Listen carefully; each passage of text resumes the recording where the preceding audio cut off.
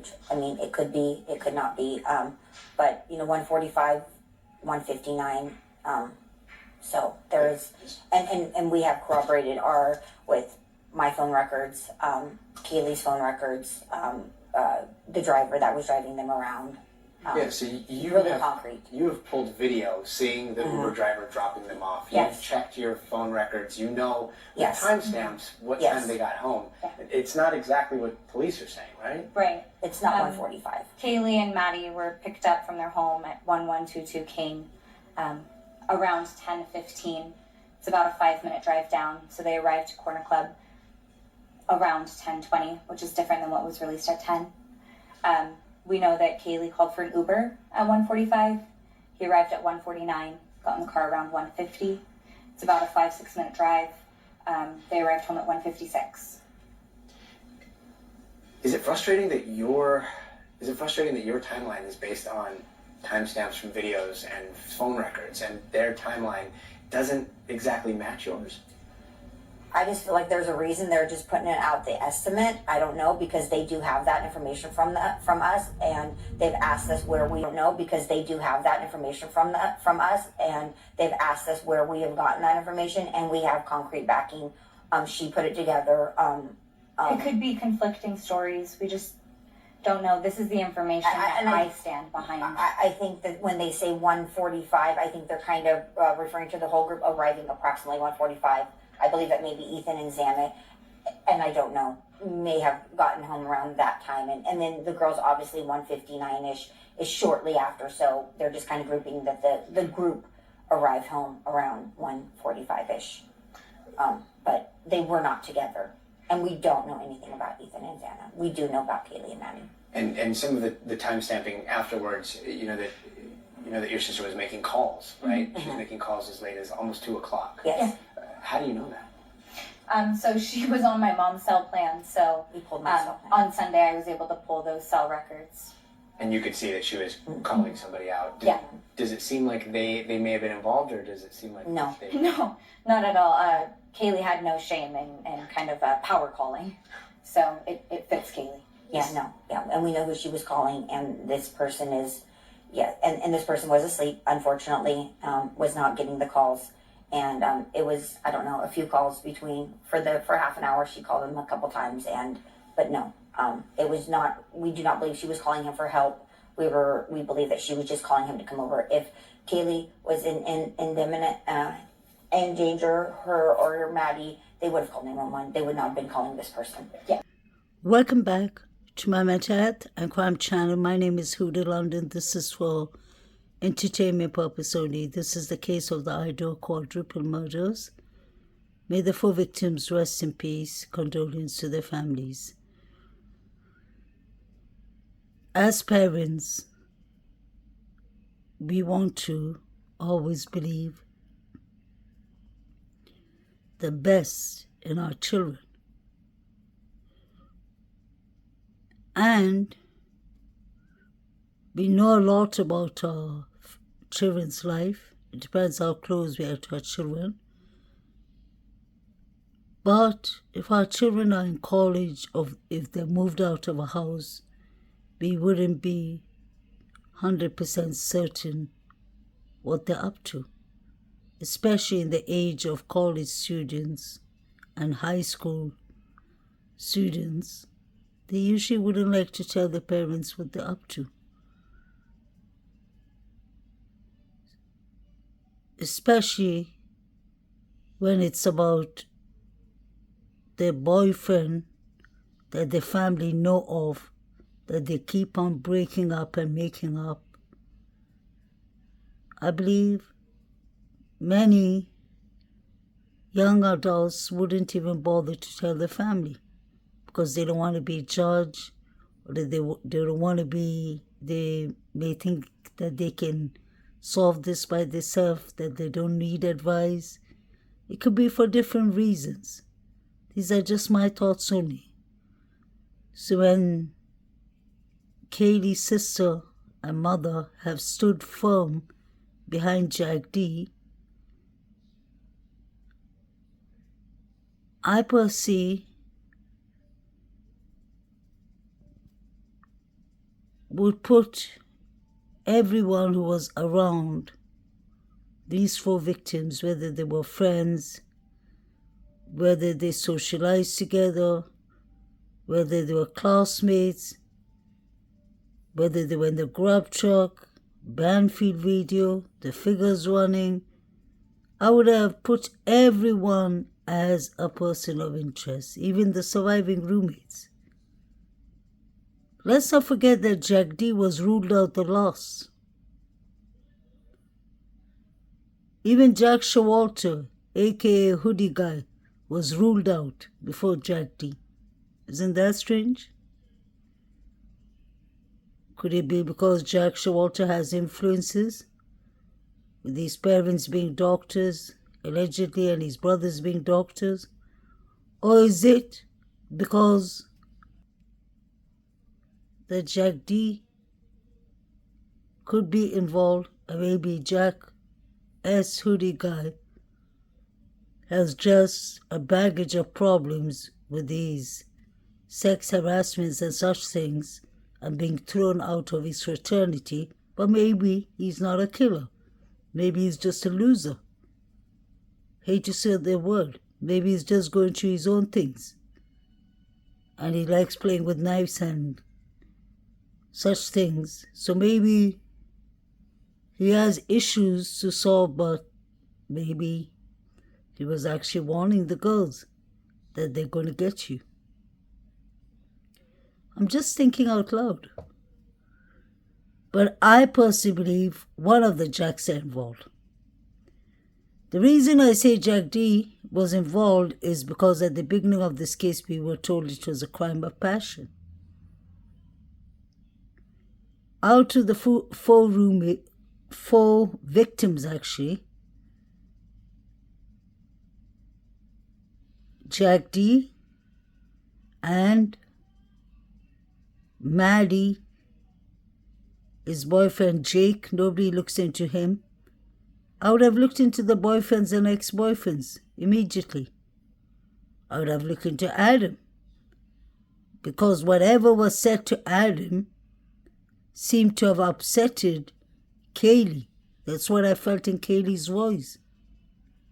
Maddie, what did he tell Adam? And Maddie said, I told Adam like everything. What is everything?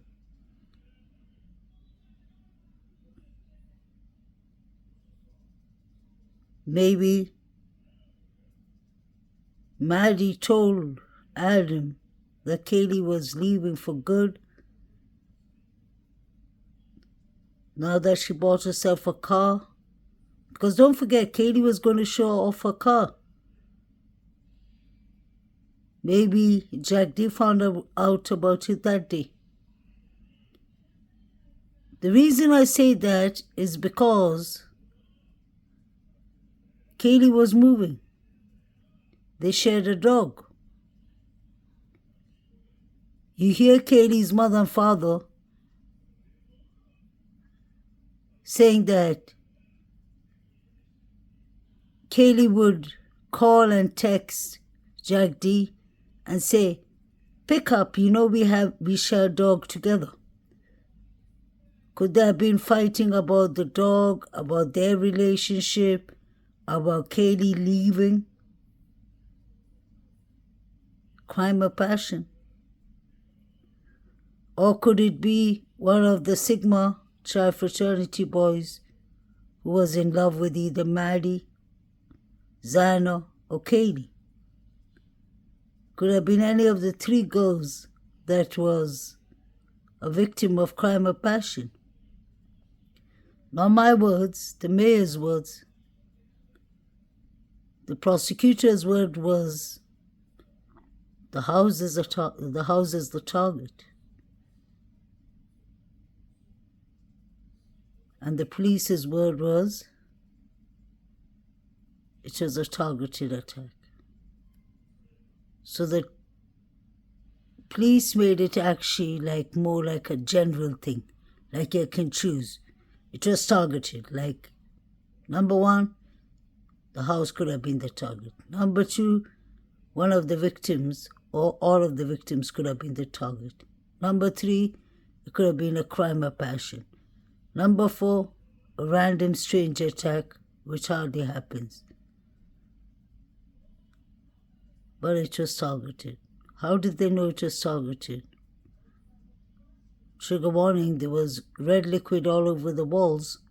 Fox News told us that it was a brutal crime scene. So was something written on the walls? Or on the floor? Because the police were already cutting pieces of the wall and taking it with them from the crime scene before the house was demolished.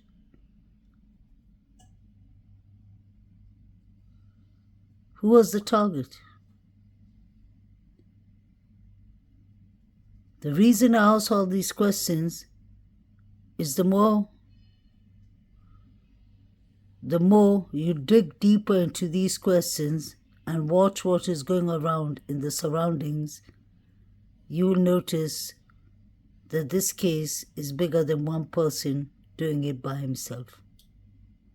I don't care if the person's name is Brian Kohlberger or if the person's name is Ted Bundy. It doesn't matter. Or if it's a innocent person who's never been charged or anything. Whoever would be accused of this crime, I would have reasonable doubt until they say that there were more people involved. This doesn't look like something one person, random person, who doesn't know this house, although he's been here, 12 times, he may know the house, the outside of the house. We haven't heard of Brian Kohlberger going inside the house so far. He may know the house, but why would he take the chance to enter a house full of people, full of roommates, visitors, parties? He must have seen it the 12 times he was there. This is a busy house. It was a party venue. So why would he take the chance to brutally do these crimes within 15 minutes, 16 minutes? Less so. But all under 20 minutes? Doesn't make sense. But what makes sense to me is what Dylan said. What Dylan heard. She heard rummaging upstairs. She told the people, keep it down. We're trying to sleep here. And she thought it was the Sigma Chi boys when they got up. We've heard about that in sources. I said that. That is one of the reasons she called them allegedly. I don't think so. Why would you call after 8 hours? That even is, you can't even explain that. So let's forget about that, because that 8 hours is classic. That's all I can say. I've never heard of such things. Besides the 8 hours, you finally find out that your roommates are brutally murdered, but then you still decide after 8 hours to call the police force, to call Sigma Chi fraternity boys. Hunter Johnson came to the scene first. Apparently he called his brother Hunter, Chapin, and the sister Macy. Everyone was there. People went upstairs while the roommates were surviving roommates were crying out hysterically outside. I heard 2 people went upstairs to check because everyone went to Zana's room. So they went upstairs and they found the 2 girls dead. So imagine how many people could have tampered the scene easily. Yes, so at that time we Started believed, around 2:30. we believed that the girls were just fine. So from those phone records, it looks like the girls may have been alive around 2:30. 2:30 is what the last call. No. The last call is shortly before 3 a.m. Sure. Yeah, that's like 2:50 something. 2:52. For both of them. Yeah. It's now been 5 days. Right. And still no killer, still no motive. How are you guys holding up? Yeah, I think it's different for everyone. They obviously are, they're the same people to us, but they were different to all of us. To my mom, it was a daughter. To my aunt, they were nieces. To me, they were sisters. And we all had different, very complex and amazing relationships with both of them. So it's going to feel different. Empty. Yeah, for all Kaylee of was us. just home. She just left on Friday. She left on Friday morning to go to a Pi-Fi party, and she had just bought a brand new Range Rover, and she contemplated all day long back and forth whether she should go home, and because she just really wanted to show it to Maddie, and some other friends and whatnot. And she's just like, Mom, I'm gonna go to the Pi-Fi party, and Maddie's got to see this my new ride. And I'm like, for sure. Like, I mean, it was nice. It was really nice. And she just bought it that day, all her own. And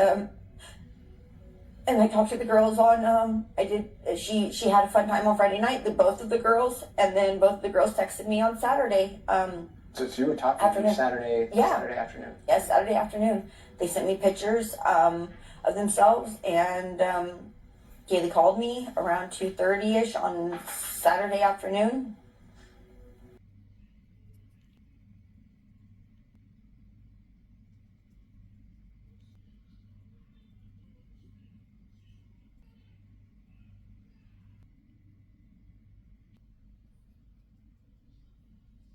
Left on Friday morning to go to a Pi-Fi party, and she had just bought a brand new Range Rover, and she contemplated all day long back and forth whether she should go home, and because she just really wanted to show it to Maddie, and some other friends and whatnot. And she's just like, Mom, I'm gonna go to the Pi-Fi party, and Maddie's got to see this my new ride. And I'm like, for sure. Like, I mean, it was nice. It was really nice. And she just bought it that day, all her own. And I talked to the girls on, she had a fun time on Friday night, both of the girls, and then both of the girls texted me on Saturday. So you were talking to them Saturday afternoon? Yes, Saturday afternoon. They sent me pictures of themselves, and Kaylee called me around 2:30ish on Saturday afternoon. And then I was texting Kaylee just randomly on Sunday. And right about those, when I look back at my times that I was texting Kaylee, the police were swarming. So you were trying to get a hold of her on Sunday morning? Yeah, just random talking. Yeah. Yeah, just, hey, what's going on? How did you guys do last night? We talked a lot. And she was supposed to be home on Tuesday. She said she'd be home on Tuesday. We were talking a little bit earlier, but whoever did this is still out there. Yes. So Kaylee was supposed to go to her sorority party. Was it the Phi Beta? And she wasn't sure if she really wanted to go back to Moscow, but she wanted to show Maddie her new Jeep.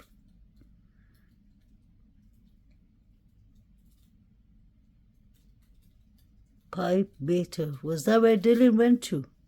Was this a setup? Was Kaylee called? Was she lured to them unaliving her, allegedly?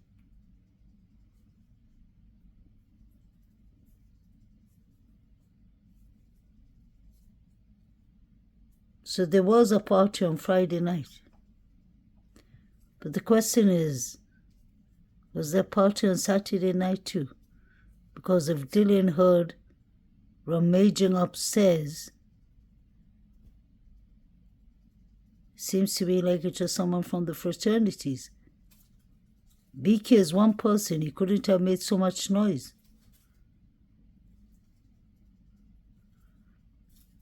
And BK has an odd way of walking. I'm not making fun of him, honestly, but he has this way that he has a heavy foot He's very heavy set. And Dylan said she saw someone athletic built. It had to be someone who's been in the house before, and plenty of times, because the house layer inside was formed very different. The house was on top of a hill, half of the house. So there was a lot of steps you could trip in. I'm not saying Dylan is lying, but I'm saying somebody is lying here. Because Dylan was supposed to be sleeping in the first floor with Bethany Funk. But when the affidavit came out after 49 days, or even a bit longer, that's the time they changed the timeline. That was 3 to 4 a.m. They changed it to 4 to 4:25. And then they said they had a witness. Why wouldn't they mention that in the beginning? Chief Fry was saying in the beginning, in the press conference, that the girls were not, the surviving roommates were not witness. He said they were just there. When did Dylan become a witness? Why did it take her 8 hours to call the police? People freeze. Of course, you get into different modes, either fight, flight, flee mode, and you freeze. You can get into any mode, but the difference is, I personally don't believe I've ever heard before of someone freezing for 8 hours. When you see danger, you see somebody who doesn't belong in the house wearing a mask, why would you bother to lock your room and wait 8 hours till the morning? Dylan clearly said she heard Kaylee saying, there's somebody here. That is enough for me to make me lock my doors and call 911. Unless there's something I'm hiding from the police. Because we all know, to call 911, we know if you have illegal things in your house, you're going to get arrested and get charged for it. So was there something illegal? Was the weapons? Was the drugs allegedly? What was in the house for Dylan to have not called the police for 8 hours? Were these people staging the crime scene? Were they cleaning up? Because clearly one footprint, Latin footprint of a van shoe was found in front of Dylan's door. Now that's not a coincidence. That's one of the 3 unidentified male DNAs. The other one is the glove outside, like the O.J. Simpson case. Wonder who planted it this time. And then you have the third one. There was the fingerprints on the Good Vibes picture. The reason I've always said that a struggle or fight could have happened near the Good Vibes picture is because how can the fingerprints land on the Good Vibes frame? How could it? Unless somebody is in a fight, struggling, and they touch the place. Because you could see the footprint was really clear. So that's 3 evidence. That's the 3 unidentified male DNAs. Then we see 3 males in the Banfield. Is that a coincidence? All of them looked odd. One of them looked like he had on female clothes. He had on van shoes. Strange enough, van shoes in front of Dylan's room. They wouldn't even stop for the police. The police had to chase them down and flash their torch.